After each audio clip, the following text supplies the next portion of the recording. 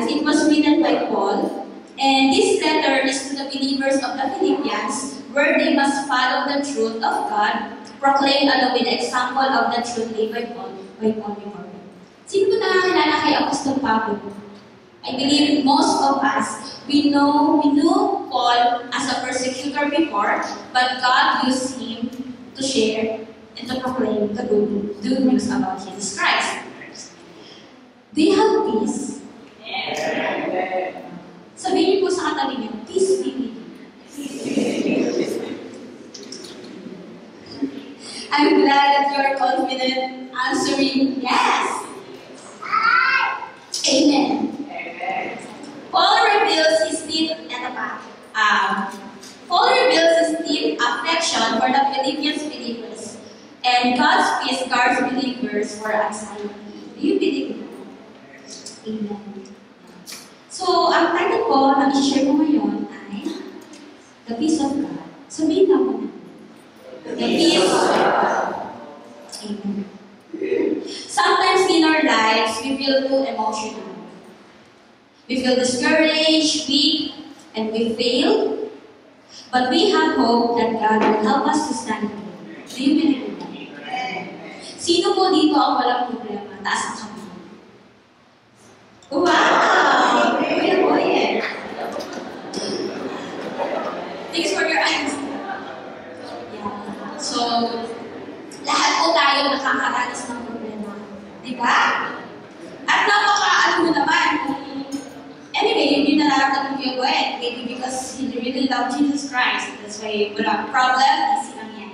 And so, there are problems in our lives, mga different circumstances, may mga kasakitan, and a lot of things is happening. And sometimes, we overthink things. Totoo, hindi. Totoo. Walang sumagot. And there are moments that we get tired. Yes, as humans, we feel all of this. Bilang tao, nararamdaman natin lahat ng ito. Pero ano yung mga kagandahan bilang isang Kristiyano? The Bible tells us what to do. And in the book of Philippians, Paul, with wisdom from the Lord, he said, number 1, rejoice in the Lord always. Sabihin ko natin sa Tagalog. Magalak kayo, magalak palagi sa Panginoon. Sinabi sa verse 4, rejoice in the Lord always. Again, I will say it again, rejoice. What does it mean to rejoice in the Lord? Have you noticed, Paul said it twice, not just once, but twice. He emphasized the word rejoice. If you have a Bible, you can check on it. It is verse 4. Sinabi niya, diba, rejoice in the Lord always. Again, I will say rejoice. He emphasized the word rejoice in the Lord. Not in anything, but in the Lord. There's a difference between the two. Meaning, no matter what the situation or circumstances na nararanasan natin, we rejoice in the Lord. Amen. And rejoicing in the Lord is not, hindi siya yung, for example, paano ate, kunyari, namatayan ako, parang napapagsakan na ako ng langit at lupa. Anong ibig mo sabihin? Rejoice in the Lord. Yay, Lord, namatayan ako. No. That's not kind of the rejoice na sinasabi ko. Sinasabi lang dito na even though gaano kahirap ang nararanasan natin sa buhay bilang Kristiyano, magagawa natin magalak sa Panginoon. Ibig sabihin, we can worship God in joy and in suffering, even though any problems pa ang pagdaanan natin. Kasi, yun yung magandahan kay Lord. We have hope in Him. That's why we experience the peace in Him. Diba? Amen. And it is standing firm in the Lord in times of joy and in times of difficulties. So, yun nga po yung nabanggit ko kanina. There's also a lot of people in the Bible na nag-testify na nakaranas sila ng mga pagsubok. Hindi nga ng pagsubok as in like trials, as in afflictions. And I believe that we also know those people in the Bible, but they overcome it because there's one thing in them na wala sa iba, which is it is God. They have peace in the Lord. That's why whenever si Paul, example si Paul, he is in prison while preaching the gospel. Pero because nagagawa niya yung mga bagay na yun, because he knows inside of him, he knows in his heart that the God of peace is helping him to do what God wanted him to do. And ganun din po sa atin, na walang pagsubok na dumating na hindi natin kaya pagpatumpayan. Amen? Amen. But sometimes, why is it hard to rejoice? Bakit nga ba minsan ang hirap talaga magalak? Maybe because we focus on the problem. So, na-experience ko na rin to. Like, I know everything that we need to rejoice in the Lord, ganyan. Pero nung nandun ka na sa sitwasyon yun, matatanong ko yung sarili ko, ano, kaya ko magmagalak? And God is teaching me to come before His presence, to fill me in with the doubt that was lost. Yung mga ganun bagay. And kaya nagagawa natin, magpuri pa rin sa Panginoon. We can only experience the peace that we need if we focus on God. If we humble ourselves, be honest with God, and trust His peace. Alam niyo po, yung magtiwala, isang bagay siya na magtiwala. Diba? Pero ito yung gusto ng Panginoon. Anak, magtiwala ka lang sa akin. And sabi ko nga po, diba? We can worship whether we have, or even we have nothing. Naranasan niyo na po ba yun na nagsimba kayo na iniisip niyo, ano na yung ulam ko mamaya? O kaya, kung pupunta niyo pa lang sa church, ano ba, nag-aakong mamasahin pabalik? Alam niyo yun? Pero, the goodness of God, God allows you to be here. Tingnan niyo ba yung katabi niyo? Sabihin niyo, I'm glad you're here.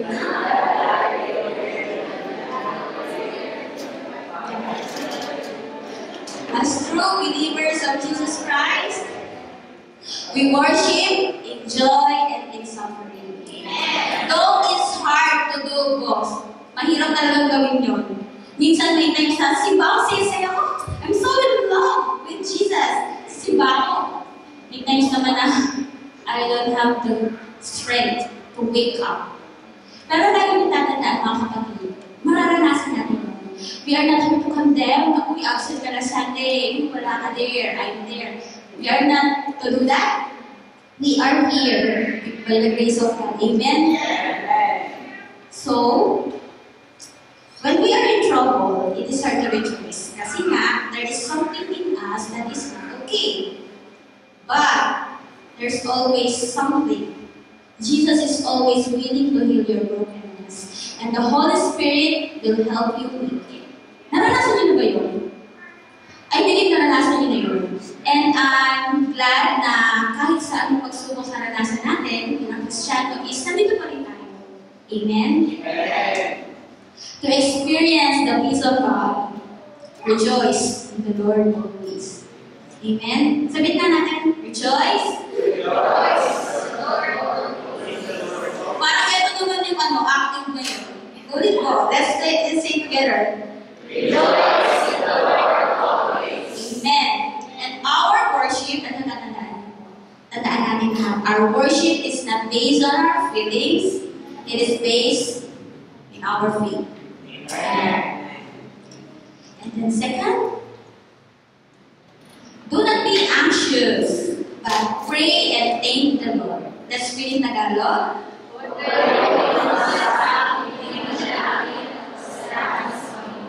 Amen.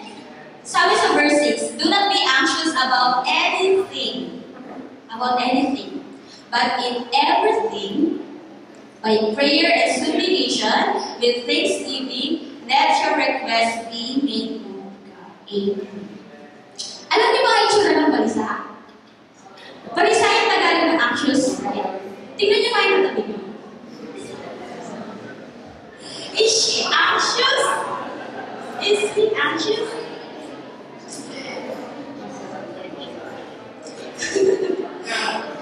Sabi dyan, malinaw na malinaw. Do not be anxious about anything. Huwag ka, maging balisa sa kahit anumang bagay. But in everything. Ano yung pinagkaiba ng anything and everything? Diba? Yung everything, parang pangkalahatan, diba? Yung anything, kahit alin. But in everything, by prayer, sa panalangin, mararanasan mo yung peace sa Panginoon natin. So, every day there's a lot of things to thank the Lord. Naniniwala ba kayo na araw-araw maraming dapat ipagpasalamat kay Lord? Pag nag-isip pa natin sa umaga, yung damit natin na sinuot, pagkain, there's a lot of things to thank the Lord. And because God's provision in us is always there. Share ko lang po na sabi siya, but pray and thank the Lord. Do not be anxious, but pray and thank the Lord.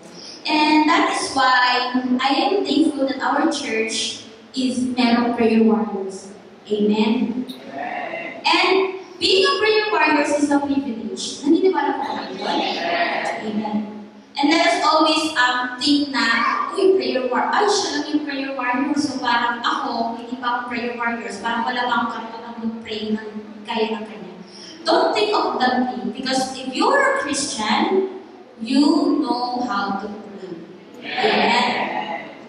And isn't it amazing how God gave us the privilege to talk to Him through prayer? Mamamangha ba kayo na isang Diyos, binigyan tayo ng access to pray. 24/7, walang limitations. Pero hindi siya genie ha. Huwag yung isipin na, mag-a-ask lang ako ng ask kay God kasi, libre naman manalangin. That's different. Ang ibig ko lang pong sabihin dito is, look how God gave us the privilege. We are sinners. Napaka-makasalanan natin. Tapos naharap tayo sa Diyos na napakabanal, na napaka-taas. Diba? Na-imagine niyo ba yun na tayong makasalanan, binigyan ng Panginoong Jesus ng karapatan, ng access para mag-pray sa isang Diyos na banal. And take it as a privilege na bakit hindi ko pa yung gagawin? Diba? It was freely given to us. It was freely offered. Diba? So that's why I'm always glad and I always have this kind of special feeling whenever I pray because I'm talking to the Father. I'm talking to the one I love, which is Jesus Christ. And I encourage you, mga kapatid, na huwag kayong mahihiya or huwag yung pigilin yung sarili niyo na kausapin si God anywhere, anytime. Because the Holy Spirit will help you to speak out everything na hindi nyo kayang sabihin sa kapwa nyo, sa family nyo. Jesus is always there to listen to your voice, to listen to your cry. Yun yung lagi natin nakita. So do not be anxious, but pray and thank the Lord. Sinabi dyan, diba? The Bible says, do not be anxious, meaning experiencing worry or sinabi ng extreme uneasiness of mind. Being anxious indicates a lack of trust in God's wisdom. Bakit kaya nasabi yun na ang pagiging balisa ay nagpapakita lang or nasasabi din na yung tiniwala natin sa Panginoon or sa gagawin ni God is talagang nakakahalala. Totoo po yun. Because you know the lies of Satan? Satan triggers our minds. And anything na naiisip mo na hindi magandang bagay sa kapwa mo or even to the Lord. For example, kung anong bagay, na dyan nag-i-start. Dyan mag-i-start yung kayo ni Satan na, anak ka ba ng Diyos, pero ba't ganyan ka? Problemado ka, paano ba anak ka ng Diyos? Ba't ang dami mong problems? So, the mind ang ginagamit ni Satan para sabihin sa iyo yung lies. And it's up to you if you will listen to that voice. Remember, all difficulties are within God's purpose. Naniniwala kayo doon? Ako naniniwala ako dyan. Because God knows what you are going through. And God is in control in a way na He knows everything that is going to you right now. That's why, diba? That's why God wants you to come to Him in prayer. Kasi kailangan mo mag-komunikasyon sa Panginoon. Lord, eto na ako ngayon. Ano na po yung sunod kong kakabangin? Alam niyo, that's why we have a relationship with Jesus Christ. That's the purpose of talking to our Creator, to know what the will of the Lord in our lives. Amen? Delighting in the Lord and meditating on His Word helps us to overcome everything. Amen?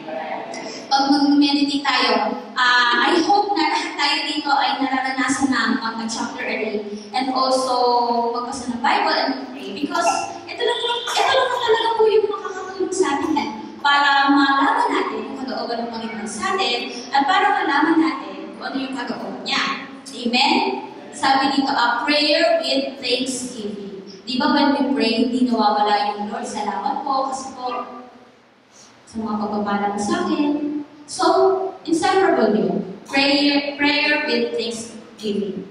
And it will lead to gratitude to God because it accompanies all true prayers. Amen. Yung prayer warriors na meron po ang ating simbahan, isa itong ministry na tumutulong para pagkaisahin yung mga members ng Salt and Light. And as a prayer warriors, there is something special in us, in you, na binigay si God to intercede for the church, for the pastor, for one another. That's why any kinds of problems na may encounter natin in this world while we were in this Christian journey, believe, brothers and sisters, na magtatagumpay yun. Amen. Ako, nasasabi ko ito, nasi-share ko kasi I've also experienced those hardships in my past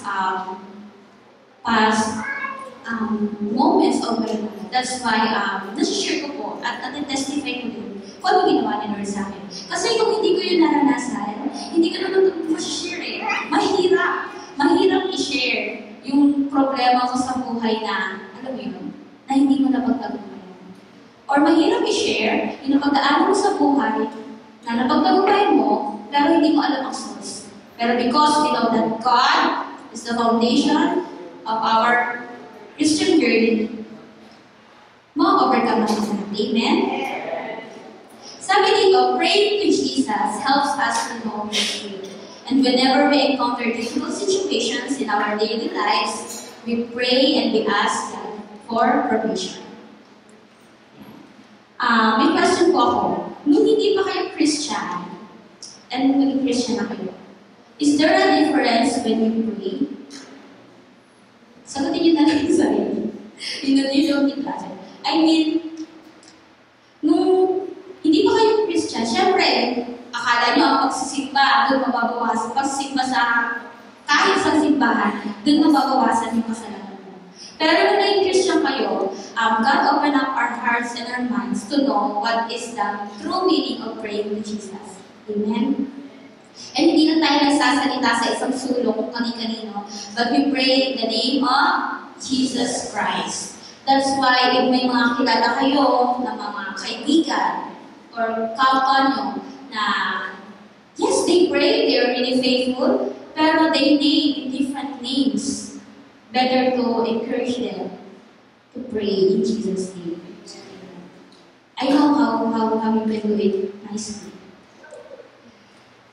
Do you believe that God hears our prayers? Naniwala ko ba kayo na narinig ng Panginoon ang ating prayer? And have you ever felt peace whenever or after we pray?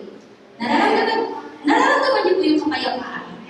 Yes, that's really true. Because that's the power of the Holy Spirit works in us as we talk to God, to Jesus Christ. And the Holy Spirit is empowering us again. Diba? Di ba nga po tuwing doon, minsan nababanggit ni Pastor na when we pray, of course, we encourage everyone to pray with a loud voice. But there are times that when we pray, we are so silent. And it is also okay. Because, di ba, our hearts is, we cannot speak those words that only God can understand. That's why, when we pray, it's a secret because we are entering before the presence of God, who is holy of holy of holy. And when we pray, talagang isipin mo nakikinig ang Panginoon sa atin. Amen. It is really important to talk to God and spend time in prayer. Sabi mo nga sa katabi mo, manalangin ka kapatid. Amen. Importante po na kinakausap natin ang Panginoon araw-araw. Dumating na ba sa buhay niyo isang araw nakalimutan niyo kausapin si God? Hindi yung kailangan sa buhay. Baka naalala niyo. Mga ganito. Pero araw-araw, we need to talk to God.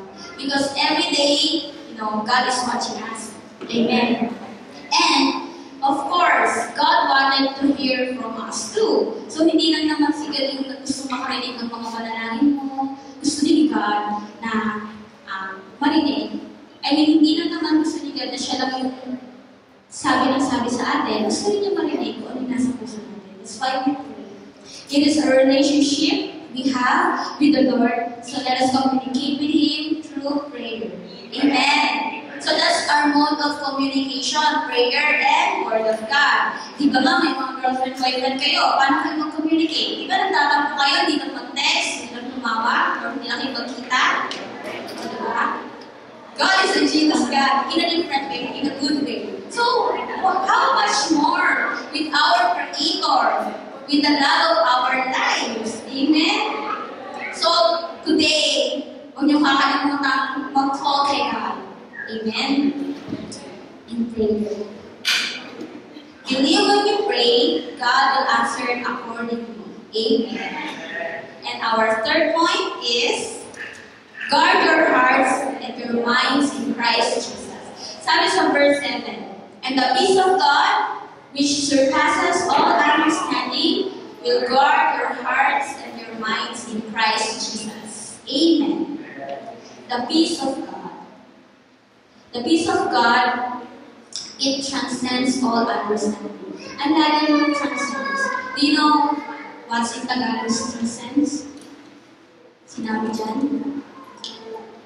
Sabi sa akin, it transcends all understanding. And because the believers, we call believers kasi we believe Jesus. We have union with Christ. He guards our inner being with His peace.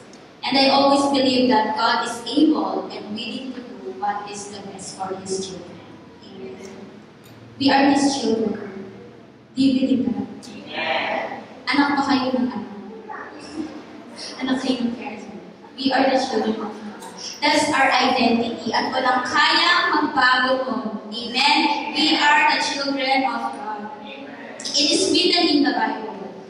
And God peace guards believers for anxiety. Sabi nga po kanina, ginaguard ni God yung buhay natin, yung puso natin sa mga anxiety, sa doubt, sa fear and distress, yung kung ano man yung meron sa utak natin, sa isip natin, tanging ang Panginoon lamang ang makakapagpayapa ng ating pag-iisip at ng ating puso.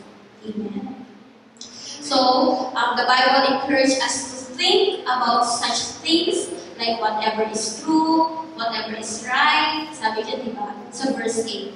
Finally, brothers, whatever is true, whatever is honorable, whatever is just, whatever is pure, whatever is lovely, whatever is commendable, if there is any excellence or if there is anything worthy of praise, think about these things. Do you know why? Ba't kaya yan sabi? Because what is true is found in God, in Christ, in the Holy Spirit, and in God's Word. Sabi dyan, we believers are to meditate on whatever is worthy and what is right. But sometimes, what we meditate? My TikTok account. But I mean, we are, most of us is ganito. Yung mga natawa siguro. I mean, we believers are to meditate on whatever is worthy. Hindi naman sinabi na, ano yan, malayo na kasi, or masama yan, wala mo ganyan. Sinasabi dito na whatever is worthy, do you think it's worth your time? You can do, but if umaabot naman ng 6 hours or 7 hours na gano'n, hindi pa ka naman sumayaw ka na sa gitna ng daan. Kasi yun yung pinakita mo. Yun na meditate mo. Honestly speaking, as a Christian, given us atin to meditate on whatever is worthy and what is right. The Christian are to think in harmony with God's divine standards of holiness. You know, there's a lot of encouraging words and truth about the Bible, so kung paano mamuhay bilang Kristiyano. Pero sometimes, it's really hard for us to do it. Kasi, may mga bagay pa rin sa atin na mahirap tanggalin. And I believe that God is molding us into the kind of being na talaga naman, proseso kasi yun, hindi naman siya biglaan. So, if you are willing to be used or to be changed by the Lord, it is time, my brothers and sisters, to pray about it. And God will listen. And then sometimes, where is our focus? Tanungin natin sarili natin. On the things surrounding us. Sa mga bagay na nakapaligid sa atin, minsan meron tayo. We neglect God's voice and we refuse to listen. So, paano nga ba natin maririnig yung voice ni God kung iba naman yung mga boses or music na, ano mo yun? Kasi di ba, isa to sa talagang problem din, especially ng mga young generations, especially ng mga Christian na bago pa naman, is nahahati yung kanilang focus. And always remember that spend time. If you spend time with the Lord, God will help you to focus on Him. Kasi hindi mo talaga kaya na ikaw lang mag-isa. Kailangan mong Panginoon. Kasi hawakan mo lang yung gadgets mo or anything na makakapag-bother sa'yo, kakainin ka rin, lalamunin ka rin. And if you stand firm in your faith or in your knowing, in your wisdom na, as a Christian, I'm a new creation, I need to limit my usage of this or I will know what's the right thing to do.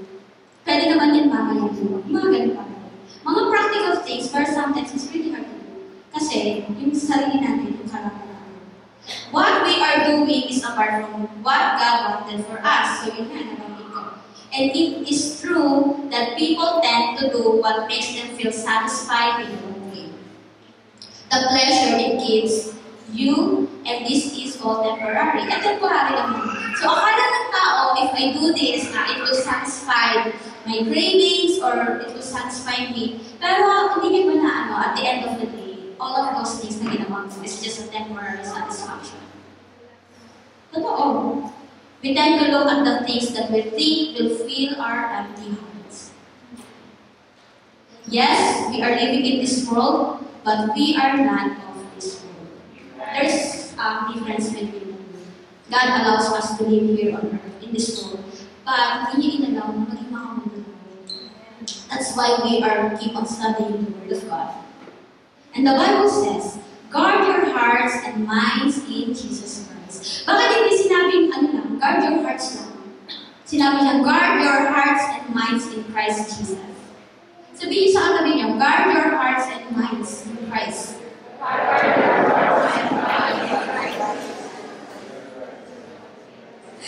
Amen. Kailangan nating i-guard ang heart, hindi lang ang heart, pati ang mind. Kanino daw? In Christ Jesus. So, wala na, yun na. Hindi na na.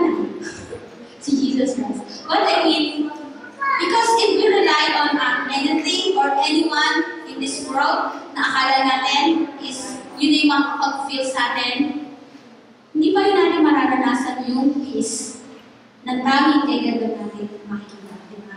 Sabi ko sa Ephesians 2:14, God is peace. Kasi, for He Himself is our peace. That was mentioned in Ephesians.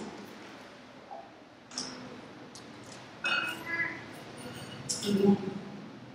And you will only experience the peace of God in your life if you allow God to work in you. So, lagi ko nga po sinasabi, mararanasan mo lang kapatid ang kapayapaan dito sa mundo kung iaalaw mo yung sarili mo na magpagamit sa Panginoon. Kasi hanggang wala ang aksyon, hindi mo talaga mararanasan. Because we are surrounded in this world that's full of different kinds of, actually, hindi ko na nga alam, hindi ko nga po alam kung anong trending ngayon eh. Or kung ano ba nangyayari sa mga generation.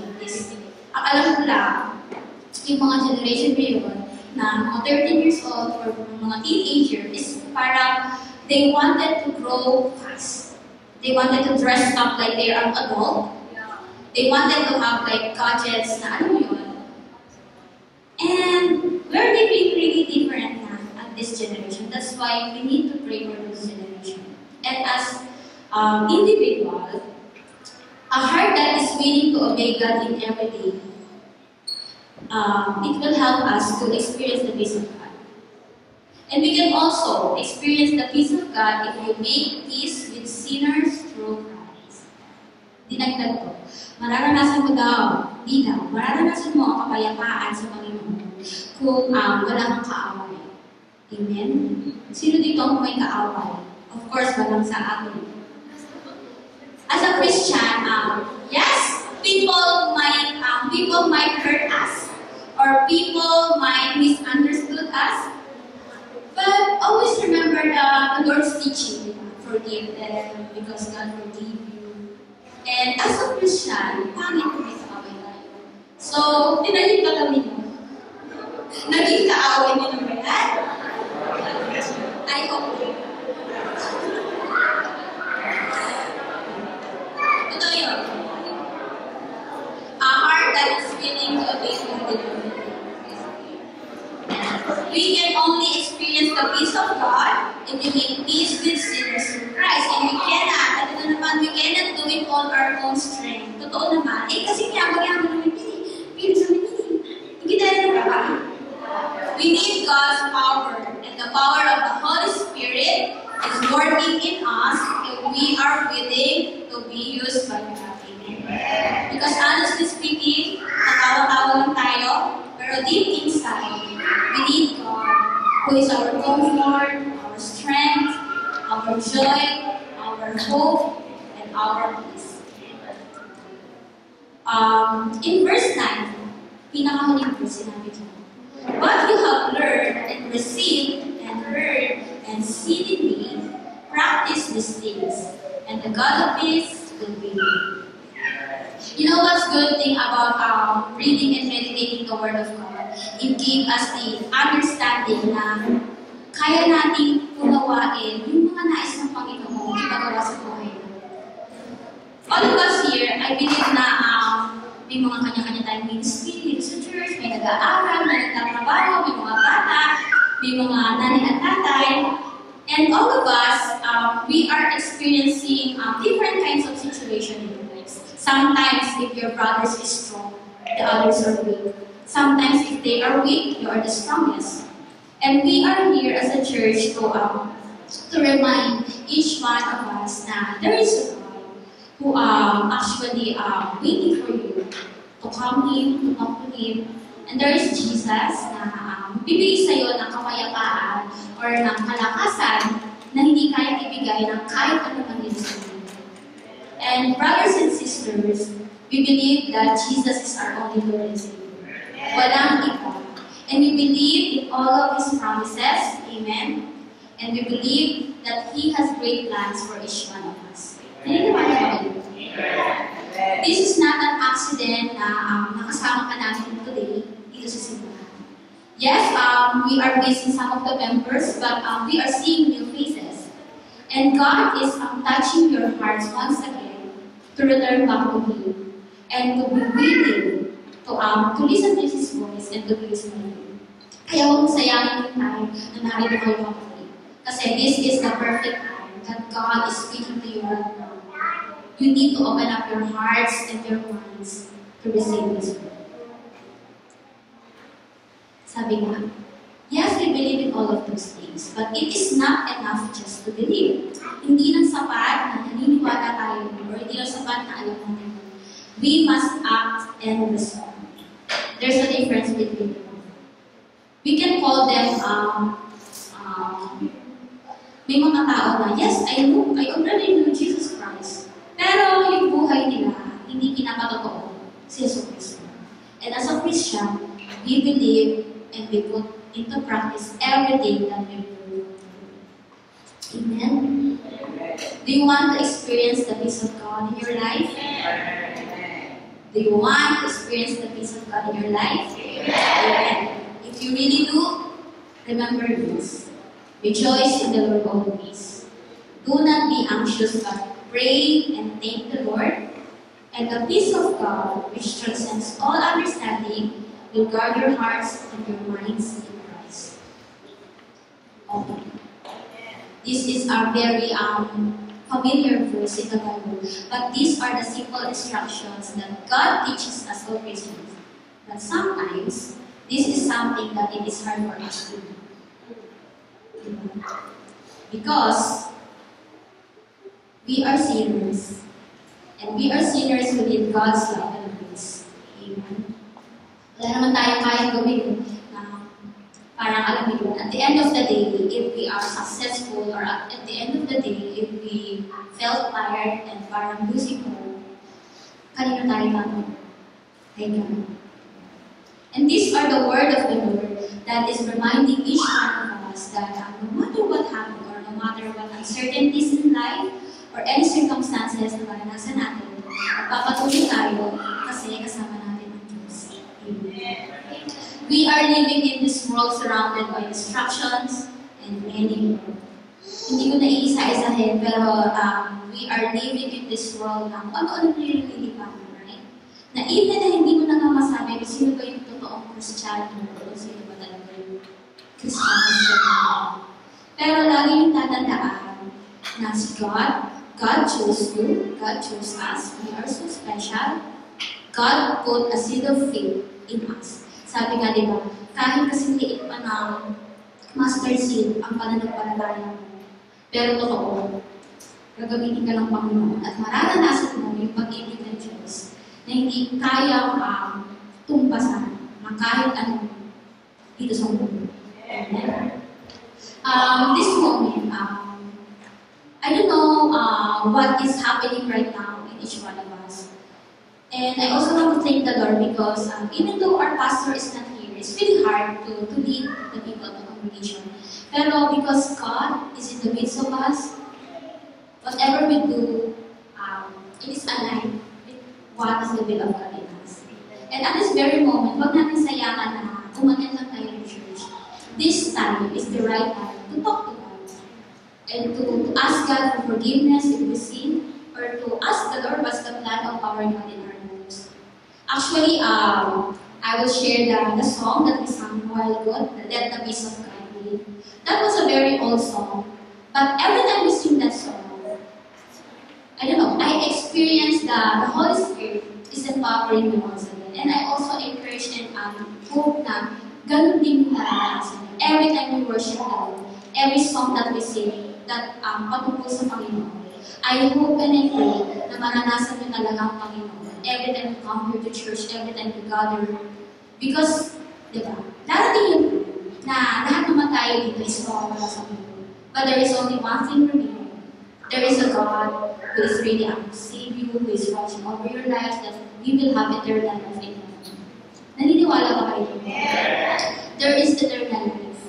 And as long as you believe in God, as long as you pray or you really listen to the voice of the Lord, hindi ka mapapariwara. Napariwara ka na nun, huwag mo na ulitin. And God brings you here to experience His love, to experience His comfort, His strength, everything that you need. Makikita mo lang sa Panginoon. Amen. Heavenly Father, we thank you so much for this wonderful day that you've given us the privilege to listen to your word and to pray to you, Panginoon. I pray that all our prayers will be answered according to your perfect timing and will according to your words. Thank you so much, Lord, that we are able to experience your love, your faithfulness, your grace, all the blessings and provisions in us. I continually pray, Lord, that the Salt and Light Christian Fellowship will continually grow together, sowing the seed of faith this year, and also open up our hearts and our minds to only focus on you. Thank you, Lord. By your grace, we will stand firm in the Lord. That your will be done in us. In Jesus' name we pray. Amen.